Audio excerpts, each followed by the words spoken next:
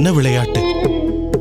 அடியேன் ஸ்ரீரங்கத்திலேயே இருந்து கொண்டிருந்தால் உம்மை பற்றிய நினைப்பும் வருங்கால பொறுப்புகளும் அடியேனை அழுத்தும் என்று எண்ணி இங்கே இந்த திருவனந்தபுரத்திற்கு அனுப்பி வைத்தீரோ?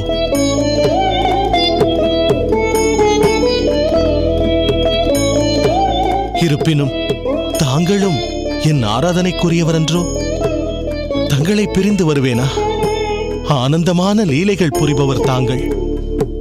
ஒருவேளை தங்களது ஸ்தூல திருமேனியை காட்டி அருள திருவனந்தபுரத்தை தேர்ந்தெடுத்துள்ளீரோ? நான் அறியேன். இருப்பினும் அர்ச்சா விக்கிரக ரூபியான தங்களை இங்கே எழுந்தருள பண்ணிக்கொண்டு அடியேன் இங்கு வந்துவிட்டேன்.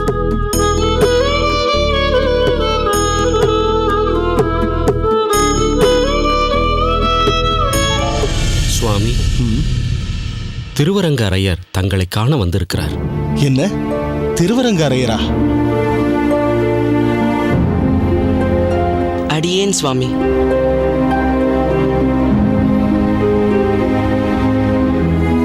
பெருமாள் அருள் பூரணமாய் கிடைக்கட்டும்.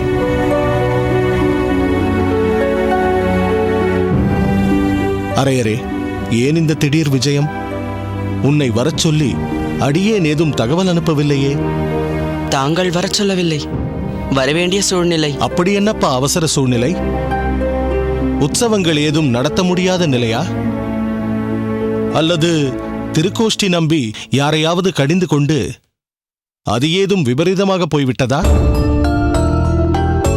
பெரிய நம்பி மடத்து காரியங்களை கவனித்துக் கொள்வதில் ஏதேனும் இடையூறா? அதெல்லாம் ஒரு குறையும் இல்லை சுவாமி. கோவிலில்தான். கோவிலில் என்ன? அந்த பொறுப்பைத்தான் தெய்வவாரியிடம்.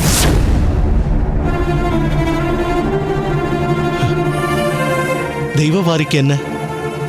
அவனால் ஏதாவது பிரச்சனையா? அவரால் பிரச்சனை என்பதை விட அவருக்கு அவரே கவலை என்னும் பிரச்சனையை ஏறிட்டுக் கொண்டிருக்கிறார். என்ன சொல்கிறாய் நீ? சுவாமி,